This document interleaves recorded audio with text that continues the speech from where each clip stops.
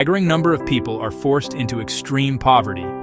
They are not pushed there by war or by famine, but by the simple act of trying to stay healthy. Almost 100 million people fall below the poverty line annually because they have to pay for health care.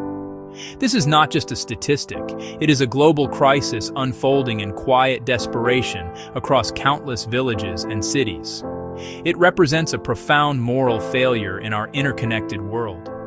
For these millions, a diagnosis is more than a health concern. It is a financial catastrophe waiting to happen, a trapdoor that can swallow entire families, leaving them with nothing.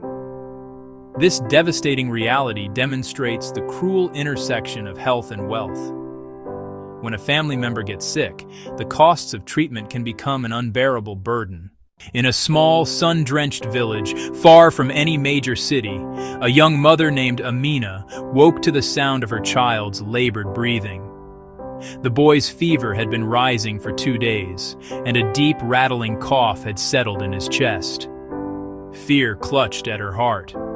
The local clinic, a small concrete building staffed by a single nurse, was a long walk away.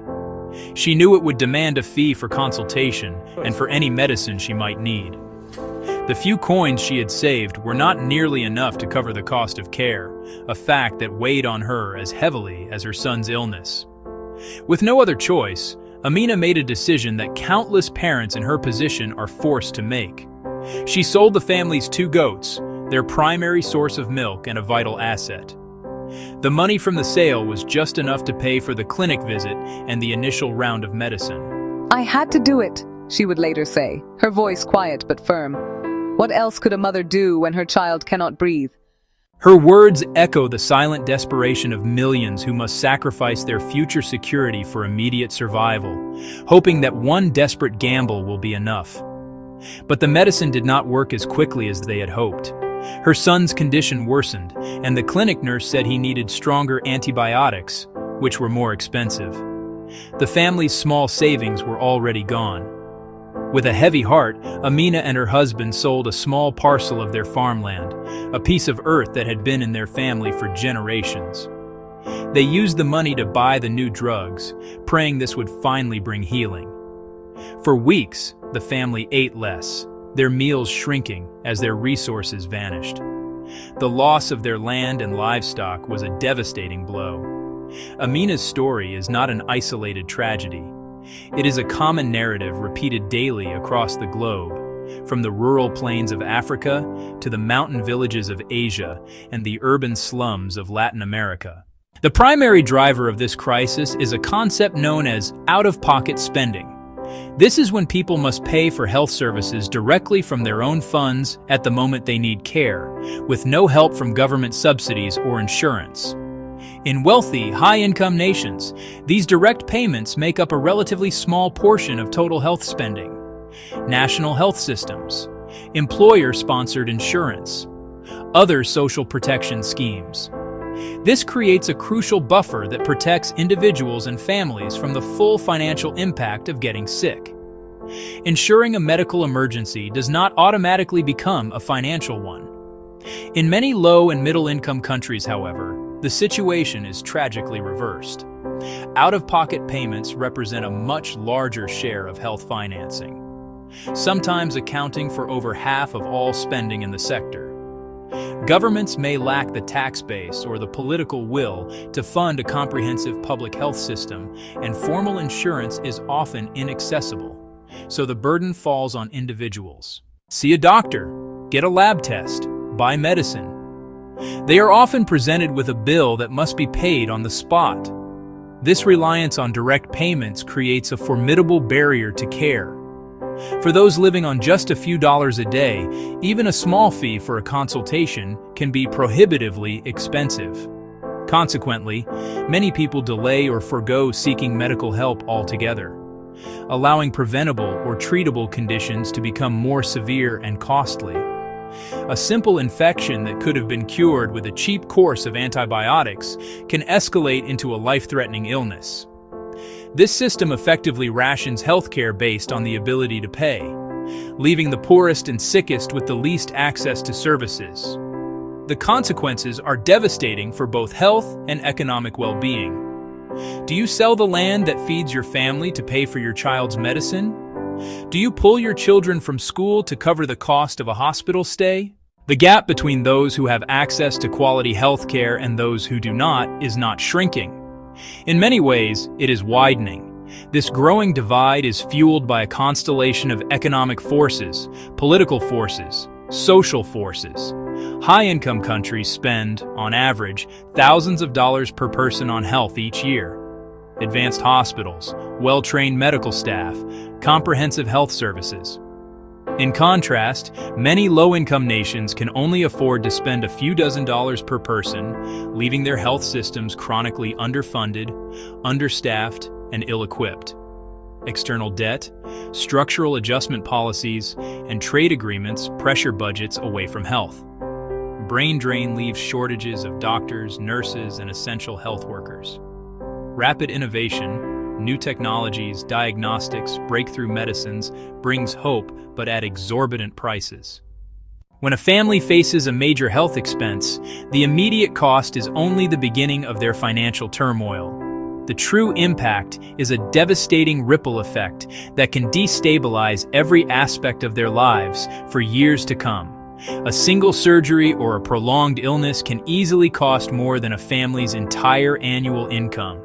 To cover such an expense, the first assets to be sold are often those that generate income: livestock, farming equipment, a small shop's inventory. This immediately cripples the family's ability to earn a living. One of the most tragic consequences is the removal of children from school. Malnutrition and untreated illness create a vicious feedback loop of sickness and destitution. High-interest loans can spiral into debt bondage, all because someone got sick. World Health Organization, World Bank, they track this phenomenon, catastrophic health expenditure, and estimate nearly 100 million people pushed into extreme poverty each year. The fact that millions are impoverished by healthcare costs is not an accident. It is the direct result of systemic failures in how we finance and deliver health services. A primary cause is insufficient public funding for health in low and middle-income countries. Budgets often prioritize defense or infrastructure instead. Chronic underinvestment means too few clinics, too few salaried health workers, and not enough essential medicines. With gaps in public provision, people rely on fragmented, often unregulated private care operating for profit. Fees for every service, often unaffordable for the average person. Market-based healthcare excludes the poor. Ability to pay, not medical need, decides who gets care. Past policies introduced user fees and cut public spending, sharply reducing access for the poor. Patents keep generics off the market, setting high prices that keep life-saving drugs out of reach. And where political will is weak, the marginalized, without voice or power, are overlooked, and the system continues to fail those who need it most. Despite the scale of the problem, proven and powerful solutions exist. The single most effective strategy to protect people from catastrophic health costs is the implementation of universal health coverage. Everyone should have access to the quality health services they need without suffering financial hardship as a result. Move away from out-of-pocket at the point of care toward prepayment and risk pooling through taxes or social health insurance. When costs are shared across the population, no single family bears the full burden. Thailand's 30 Baht scheme provided comprehensive care for a nominal co-payment, reducing out-of-pocket spending and improving access. Rwanda's community-based schemes helped drive a steep decline in child mortality. UHC requires political commitment, increased public financing, reliable medicines, and a paid, trained workforce. A healthy population is more productive, and protecting families strengthens the economy. De-link healthcare from personal wealth and break the cycle of sickness and poverty. While national policies like universal health coverage are essential, some of the most impactful solutions are being pioneered at the local level, on the front lines of care. Community health workers, often women, receive basic medical training to provide essential services where people live, bridging formal systems and remote populations. They manage childhood illness, provide vaccines, screen for malnutrition, and ensure prenatal care. Trusted, local, and culturally fluent, they reach the most vulnerable households. Mobile phones enable telemedicine and mHealth at low cost. Remote consults save time and money. Portable diagnostics speed up treatment at the doorstep. Community-based health insurance pools risk and builds trust. Combine CHWs, technology, and local financing to build resilient, equitable systems from the ground up, making care truly affordable for everyone. The human cost of unaffordable healthcare is immense and unacceptable. It is measured in the children who die from easily treatable diseases, the mothers who do not survive childbirth for lack of a skilled attendant, and the families who lose everything they own to pay a medical bill. This is more than a failure of economics. It is a failure of empathy and a betrayal of our shared humanity. The story of Amina, forced to sell her family's future to save her child's life, is a reality we must refuse to accept. We have the knowledge, the resources, and the proven solutions to build a different world. Governments must make health a priority and move decisively toward universal coverage. Global institutions must back fair pricing and long-term system building. Change comes from the top and from the front lines and citizens who demand accountability. We must listen, stand in solidarity, and choose to close the gap now. Health is not a privilege. It's a fundamental human right, a core principle underpinning the concept of universal health coverage. Yet today, more than half of the world's population still lacks access to essential health services, facing significant and often insurmountable barriers. This global health gap is a complex issue, driven by pervasive poverty, challenging geographical isolation, and severely inadequate infrastructure. The dream of healthcare for all remains an unfinished journey, but it is certainly not an impossible goal to achieve. Disparities in healthcare access exist not only between different countries, but also profoundly within them, disproportionately affecting vulnerable populations. An inadequate health workforce and insufficient medical facilities further exacerbate this gap, leaving millions without necessary care. However, several nations offer valuable lessons in bridging this gap, demonstrating successful models of universal health coverage that we can learn from. Countries like Taiwan, with its universal national health insurance system, provide comprehensive coverage, short waiting times, and affordable costs for all citizens. South Korea blends public healthcare with private delivery, excelling in advanced technology, patient safety, and remarkably low costs. Australia's well-regarded system emphasizes preventative care, while Norway delivers high-quality healthcare through a strong public system funded by taxes. The United Kingdom's National Health Service, or NHS, is renowned worldwide for providing free healthcare to its residents and citizens at the point of use.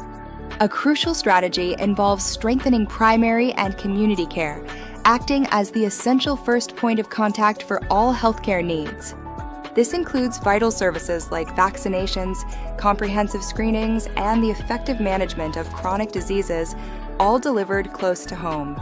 Investing in these local services is key to reaching underserved populations and ensuring equitable access to essential health services for everyone.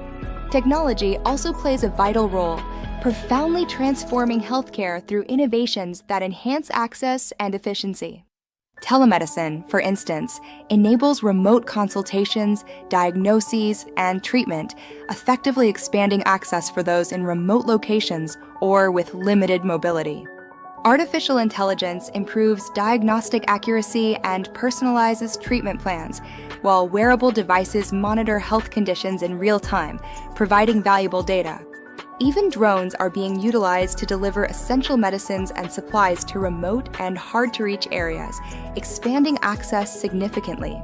Electronic health records streamline patient data management, improving care coordination and enhancing overall efficiency within the healthcare system. Global health initiatives are humanitarian efforts that raise and disperse funds for infectious diseases, immunizations, and strengthening health systems in developing countries. Recognizing that factors like education, income, and living conditions significantly impact health, addressing these social determinants is crucial for equitable outcomes. Achieving healthcare for all demands global solidarity and robust partnerships among governments, international organizations, NGOs, and the private sector. These collaborations are essential for mobilizing resources, sharing vital knowledge, and implementing effective strategies worldwide to build stronger health systems. Healthcare for all is not merely a dream. It is our shared responsibility, a collective commitment to human well-being and dignity. By working together with unwavering dedication and innovative solutions, we can truly make the promise of universal healthcare a reality for everyone. This ensures that every individual, regardless of their circumstances, has the opportunity to live a healthy and fulfilling life.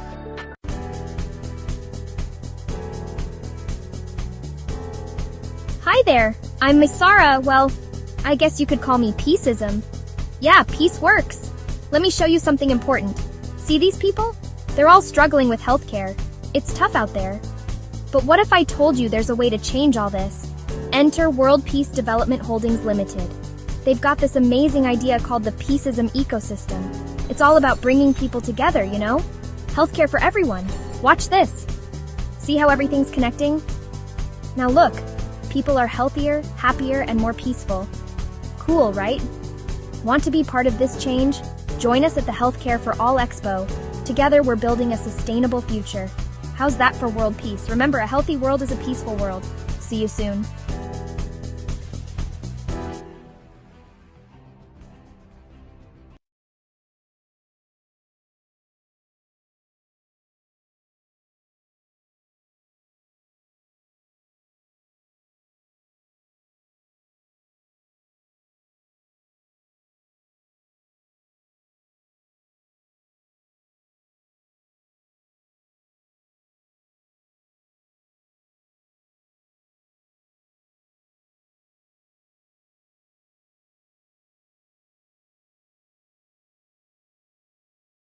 For far too long, we have operated under a flawed assumption. We have treated the mind and the body as two separate, unrelated entities. We visit one doctor for a persistent cough, and another, if we dare, for a persistent feeling of sadness. This division is not rooted in human biology, but in the history of our health systems. It is an artificial divide that has created profound barriers to receiving good, compassionate care. It forces people to navigate a fragmented system, often at a time when they feel most vulnerable. This separation is inefficient, and it is failing millions of people around the world every single day. The truth is that our health is a single, interconnected state of being. You cannot be truly physically well if you are not mentally well, and vice versa. It means bringing mental health care into the spaces where people already go for their physical health needs, like primary care clinics, community health centers. It means treating the whole person, not just a collection of symptoms. This approach makes care more accessible, more effective, and deeply respectful of the human experience. It is the future of medicine. Imagine a world where discussing your mood with your family doctor is as normal as checking your blood pressure. This is the promise of integrated care. When mental health support is woven into the fabric of routine health care, it becomes just another part of staying healthy. This normalization is crucial because it helps people get help sooner, before a small problem becomes a crisis. It acknowledges the undeniable reality that our emotional well-being is fundamental to our overall health. Therefore, our mission must be to dismantle this artificial wall between mind and body. The cost of inaction is too high, measured in prolonged suffering, worsened chronic diseases, and lives diminished by preventable distress. By embracing a model of integrated care, we are not just redesigning health services. We are promoting a more humane and effective way of caring for one another. This shift is not a distant dream, but a practical and achievable goal. It begins with the understanding that mental health is not a luxury, but a fundamental component of all healthcare, for all people, everywhere. Our bodies and minds are in constant conversation. This is not a philosophical concept. It is a biological reality. Think about a time you felt intense stress or anxiety. You might have experienced a racing heart, a knot in your stomach, a tension headache. These are not imaginary symptoms. They are physical manifestations of your emotional state. The brain, through a complex network of hormones and nerve signals, directly influences the functioning of every organ in your body. When the mind is under prolonged distress, the body bears the burden, often in silent and destructive ways. Consider the impact of chronic stress. When we are consistently worried or overwhelmed, our bodies are flooded with hormones like cortisol. In the short term, this response helps us manage threats. But over weeks, months, and years, elevated cortisol can weaken the immune system, making us more susceptible to infections. It can raise blood pressure, increasing the risk of heart disease, stroke. It can disrupt our digestion, leading to issues like irritable bowel syndrome. This cascade of physical consequences shows that ignoring our mental health is a direct threat to our physical health. The connection flows in the other direction as well. Living with a chronic physical illness such as diabetes, arthritis, or cancer is an immense psychological challenge. The daily management of symptoms, the uncertainty about the future, and the physical pain can understandably lead to feelings of sadness, anxiety, or hopelessness. It is no surprise that people with long-term health conditions have a much higher rate of depression than the general population. When this depression goes untreated, it can make it harder to manage the physical illness, creating a vicious cycle of declining health. This intimate link means that we cannot effectively treat one without considering the other. A doctor trying to help a patient control their high blood pressure will have limited success if the patient's untreated anxiety is keeping their stress hormones elevated. Similarly, a person struggling with depression may find it difficult to muster the energy to exercise or eat nutritious food, further impacting their physical well-being. Recognizing this two-way street is the first and most critical step toward providing care that truly heals the whole person, mind and body together. Many people arrive at a primary care clinic with physical complaints that are difficult to explain. Persistent fatigue that sleep does not fix, vague aches and pains that move around the body, stubborn digestive issues with no clear cause. Doctors may run a series of tests, blood work, scans, examinations, only to find that everything appears normal. This can be frustrating for both the patient and the provider. Often, these mysterious physical symptoms are the body's way of expressing emotional distress. A person who is not comfortable saying, "I feel deeply sad," might instead say, "I am tired all the time." Someone grappling with anxiety might describe a constant feeling of being unwell or having a racing heart. In many cultures, it is more acceptable to talk about a physical ailment than an emotional one. The body becomes the voice for a mind that is struggling to speak. Stigma is one of the most powerful and destructive forces in healthcare. It is the shadow of shame, fear, and misunderstanding that surrounds mental illness. This shadow creates a wall of silence, preventing countless people from seeking the help they need and deserve. People worry about being judged by their family, friends, or co-workers. They fear being labeled as weak, crazy, or unstable. In many communities, these labels can lead to social rejection, discrimination in housing and employment, and a profound sense of isolation. The impact of stigma is devastatingly practical. People suffer in silence, hide postpartum depression, or delay help for years.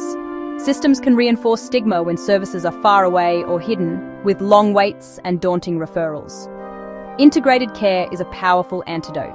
When mental health pros are part of the primary care team and doctors routinely ask about well-being, it sends the message that mental health is simply health. Integrated care is not a single, rigid formula. It is a flexible approach that can be adapted to different settings and resources. One of the most effective and widely studied models is the collaborative care model. In this setup, a primary care team, a doctor and nurse, works hand in hand with a behavioral health care manager and a consulting psychiatrist. The care manager, often a social worker or psychologist, meets with patients in the clinic, provides brief counseling, and tracks progress with simple tools. They consult regularly with the psychiatrist to adjust the plan, in close communication with the primary care doctor. Another approach embeds support in community settings, where people live, work, and gather. Trusted workers provide psychological first aid, teach basic coping skills, and connect people to more specialized care. Digital stepped care offers scalable first steps, guided apps, online programs, brief phone support, with step-up pathways to therapy or intensive care as needed. The common thread among these models is teamwork and communication. They break down the silos that have traditionally kept physical and mental health providers apart. Information is shared, care plans are coordinated, and the patient is always at the center. The goal is a no-wrong-door system where any entry leads to identifying and addressing both physical and mental health needs. This coordinated, team-based approach is the blueprint for a more effective, efficient, and compassionate system of care for all. While systemic change is crucial, there are powerful steps you can take to begin integrating your own mind-body care. Start the conversation. Next visit, be prepared to talk about your whole health. Reflect on emotions, sleep, energy, and mood. Choose one trusted health worker and share it. Simply saying, "I've been feeling very stressed lately," can be the key that unlocks better care. Second, build a personal toolkit for managing stress and improving emotional well-being. These do not need to be complicated or time-consuming. Start with deep breathing 5 minutes daily. Inhale 4, hold 4, exhale 6. This simple exercise can calm your nervous system. Visual. Simple infographic. Deep breathing, regular sleep schedule, talking to a friend, going for a short walk. Focus on a regular sleep routine. Consistent bed and wake times. Small, consistent habits beat big, sporadic efforts. Third, do not underestimate connection. Stigma thrives in isolation, and connection is its natural enemy. Seek a support group in your community or a moderated online forum. Sharing your story reduces shame and loneliness. Finally, be proactive in health planning, especially with chronic illness. Ask your team to include mental health support. By advocating for whole-person care, you improve outcomes and help educate providers about integration. For health systems and providers, the journey toward integration can begin with small, manageable steps that have an outsized impact. First, invest in training for primary care teams, nurses, community health workers, doctors. They do not need to become psychiatrists. Equip them with short, practical training to screen common conditions and ask compassionate questions. Teach brief, evidence-based psychological interventions. Second, add a dedicated mental health worker on site. Warm handoffs, brief therapy, coping skills, and regular follow-up transform access and reduce stigma. Third, use simple screening tools systematically, 2 or 9 questions, integrated into the electronic record to track progress over time. Finally, build clear, fast, supportive referral pathways with local partners, shared records, and dedicated lines so patients feel supported end to end. To understand the real-world impact of integrated care, consider the story of Maria. She's 54, living with type 2 diabetes for nearly a decade. She kept up with clinic visits, but blood sugar stayed high. She felt profound exhaustion and overwhelming demands of monitoring food, checking blood, and taking medication. A quiet sadness settled in. During a routine checkup, Sarah tried a different approach. After reviewing logs, she asked, "Maria, I know managing diabetes is a lot of work. Beyond the numbers, how have you been feeling in yourself lately?" Maria hesitated, then shared poor sleep, lost interest in hobbies, and feeling hopeless, believing it was weakness. Because the clinic used integrated care, Sarah reframed it as a health issue and introduced David, who met Maria the same day, taught a simple breathing technique. Over 3 months, 4 brief follow-ups and small goals, daily walks, reconnecting, while the team coordinated care. Maria's mood lifted, diabetes got easier, and readings improved. She later said, "For the first time, I felt like someone saw all of me, not just my disease." The evidence is clear. The moral imperative is undeniable. The time has come to end the false separation of mental and physical health. Integrating care is not radical. It is practical, humane, and cost-effective. Our minds and bodies are one. Earlier detection, improved outcomes for chronic diseases, reduced stigma, greater patient satisfaction, more sustainable health systems. This does not require an overnight overhaul. Small, deliberate actions build momentum. 1 clinic pilot, 1 university adding training, 1 community leader championing awareness. A story that can be shared, a model that can be replicated, a source of inspiration for others. Movements are built step by practical step, from the ground up. The path forward requires a shared commitment from all of us. If you are seeking care, be brave. Start a conversation about your emotional well-being. Ask for the whole person care you deserve. If you are a provider, be a champion. Learn one skill. Try one screening tool. Advocate for adding a counselor. Together, we can build systems that are smarter and kinder. No one should suffer in silence. Seeking help for emotional distress should be as normal as getting a cast for a broken arm. Let's commit to taking one action this week. Talk to one person. Share one story. Start one new practice. Let's begin bridging the divide and building a future where every person receives whole, compassionate care and can truly thrive. This is integrated care. You are not alone.